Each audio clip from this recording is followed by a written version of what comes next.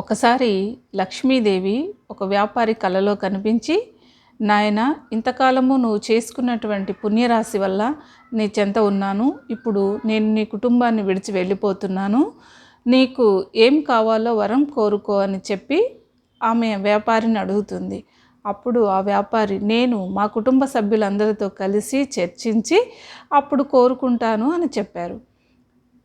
అప్పుడు వ్యాపారి కుటుంబ సభ్యులందరినీ అడుగుతారు. తన భార్య చెప్తుంది, వజ్ర వైడూర్యాలు రత్నాలు కోరుకోమని చెప్పింది. అలాగే పెద్ద కొడుకు చెప్పాడు, అనేకమైనటువంటి సంపదలు కావాలి అని కోరుకోమని చెప్పాడు. మరి రెండవ కొడుకు చెప్పారు, పంట పొలాలు ఎక్కువగా కావాలి అని చెప్పి కోరుకోమని చెప్పాడు. కానీ తన కోడలు చాలా తెలివిగా చెప్పింది, మామయ్య ఇంతవరకు కోరుకోమన్నవన్నీ కూడా కోరుకున్నా లక్ష్మీదేవి చెప్పిన దాని ప్రకారం వజ్ర వైడూర్యాలు కావచ్చు, సంపదలు కావచ్చు, పొలాలు కావచ్చు, ఇవన్నీ కూడా శాశ్వతం కాదు అని చెప్పి మనకి ఇక్కడ లక్ష్మీదేవి చెబుతూ ఉంది.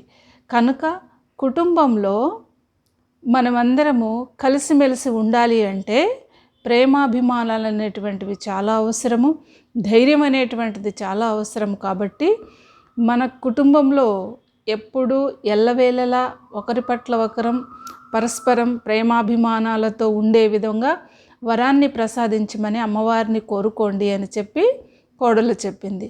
అప్పుడు ఇది సబబుగా తోచి లక్ష్మీదేవి దగ్గరికి మరుసటి రోజు కలలో అమ్మవారికి కనిపించి చెప్తాడు తన కోడలు చెప్పినటువంటి విషయాన్ని. మేమంతా, అమ్మ మీరు వెళ్ళిపోయినా మేమంతా పరస్పరం ప్రేమాభిమానాలతో కలిసిమెలిసి ఉండే విధమైనటువంటి వరాన్ని మాకు ప్రసాదించండి అని.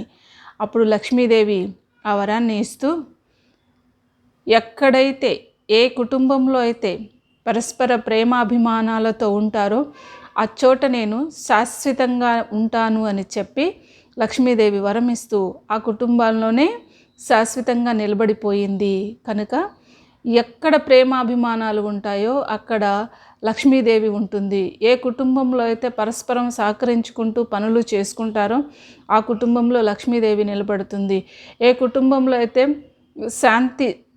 శాంతితో ప్రశాంతతతో ఉంటారో ఆ కుటుంబంలో లక్ష్మీదేవి నిలబడుతుంది. ఏ కుటుంబంలో అయితే శుచి శుభ్రత పాటిస్తారో ఆ కుటుంబంలో లక్ష్మీదేవి నిలబడుతుంది. ఏ కుటుంబంలో అయితే వాక్కు సరిగా ఉంటుందో ఆ కుటుంబంలో లక్ష్మీదేవి శాశ్వతంగా నిలబడుతుంది అని చెప్పి మనకి యొక్క కథ తెలియచేస్తూ ఉంది.